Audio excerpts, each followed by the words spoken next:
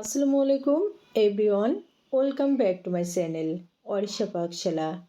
আজকে হাজির হয়ে গেলাম সকালের জন্য হেলদি, ঝটপট, ইউনিক একটা নাস্তার রেসিপি নিয়ে। মাত্র 1 কাপ চিড়া দিয়ে একই উপকরণে 2টি নাস্তার রেসিপি আজকে তৈরি করে দেখাবো। আশা করছি খুবই ভালো লাগবে। তাহলে চলুন দেখে নিই। নাস্তা তৈরির জন্য লাগবে চিড়া। তো এখানে 200 গ্রাম চিড়া নিয়ে নিচ্ছি। এখন চিড়ার ভিতরে পর্যাপ্ত পরিমাণে পানি দিয়ে চিড়া ভালো করে ধুয়ে পরিষ্কার করে নিচ্ছি, কারণ অনেক সময় চিড়ার ভিতরে ময়লা থাকে। কয়েকবার পানি পাল্টে খুবই ভালো করে ধুয়ে নিয়েছি। এখন আবারও 1 কাপ পরিমাণ পানি দিয়ে 5 মিনিটের জন্য চিড়া ভিজিয়ে রাখছি।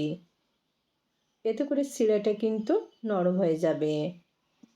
5 মিনিট মতো পরে দেখুন চিড়া কিন্তু পুরো পানিটাই টেনে নিছে, তাছাড়া চিড়াগুলা ফুলে দ্বিগুণ হয়ে গেছে।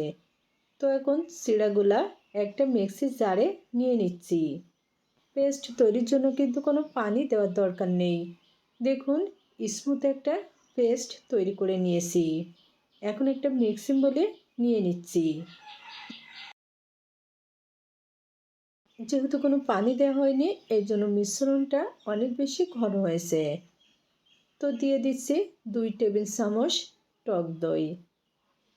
তবে যদি ঘরে টক দই না থাকে সেক্ষেত্রে 1 টেবিল চামচ লেবুর রস দিতে পারেন। নিয়ে নিচ্ছি 1 টেবিল চামচ সুজি। এখন সব উপকরণগুলো খুবই ভালো করে মিশিয়ে নিচ্ছি। মিশিয়ে নেওয়া হয়ে গেছে। এখন নিয়ে নিচ্ছি পানি 1/2 কাপ পরিমাণ। প্রথমে কিন্তু পানি অ্যাড করা যাবে না, যেহেতু এখানে সুজি দেওয়া হয়েছে। এর জন্য কতটুকু পানি লাগবে সেটা মিশিয়ে নেওয়ার পরে পর্যায়ক্রমে অল্প অল্প করে পানি দিয়ে একটা ঘন ব্যাটার তৈরি করতে হবে। নিয়ে নিচ্ছি স্বাদ মতো লবণ আর 2 টেবিল চামচ চিনি।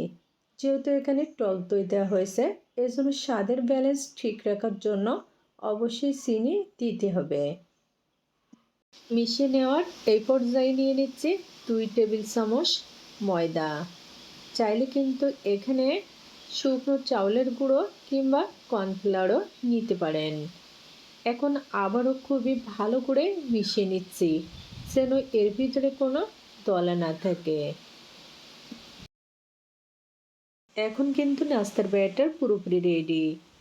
তো এর ঘনত্বটা কেমন হবে আপনাদেরকে দেখিয়ে দিচ্ছি।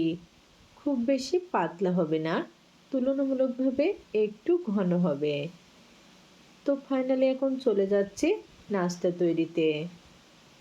প্যানে নিয়ে নিচ্ছি 1 টেবিল চামচ সাদা তেল। তেল গরম হয়ে গেছে।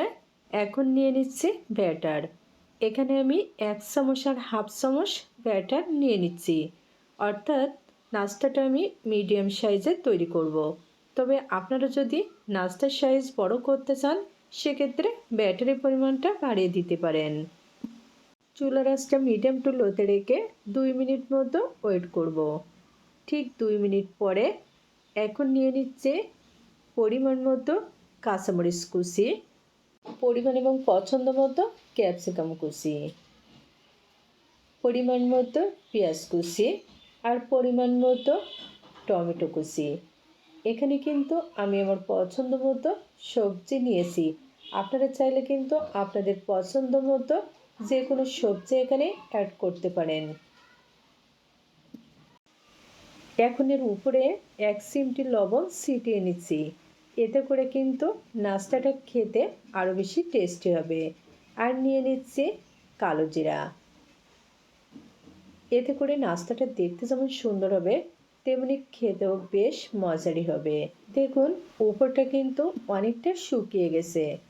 তো এখন উল্টে নিচ্ছি। চুলার আঁচটা মিডিয়ামে রেখে 2 থেকে 3 বার উল্টে পাল্টে নাস্তাটা ভালো করে ভেজে নিচ্ছি। দেখুন নাস্তা কিন্তু দারুণ সুন্দর কালার চলে এসেছে, আর সেই সাথে ভালোভাবে ভাজা হয়ে গেছে। তো এখন তুলে নিচ্ছি তেল থেকে। একই ব্যাটার দিয়ে আরেকটা নাস্তা তৈরি করে নিব।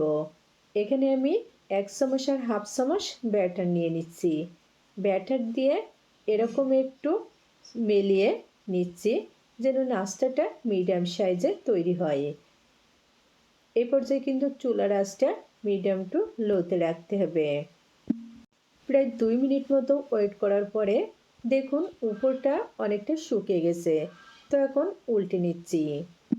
যেহেতু ব্যাটারটা দই, চিনি, সুজি দিয়ে তৈরি, এর জন্য কিন্তু এই নাস্তাটা সবজি ছাড়াও খেতে বেশ মজারই হবে। 1 কাপ চিড়া দিয়ে কিন্তু 2টি রেসিপি খুবই সহজে তৈরি করে নিলাম।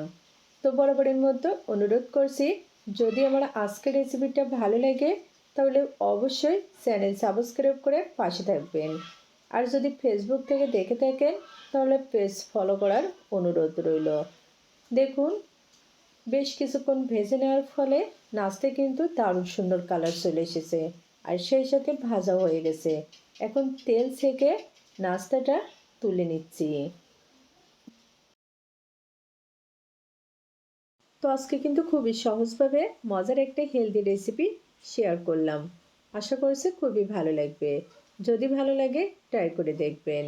আবারও দেখা হবে নতুন কোনো রেসিপি নিয়ে। সবাই অনেক অনেক ভালো থাকবেন, সুস্থ থাকবেন, অরিশা পাকশালের সাথেই থাকবেন। আল্লাহ হাফেজ।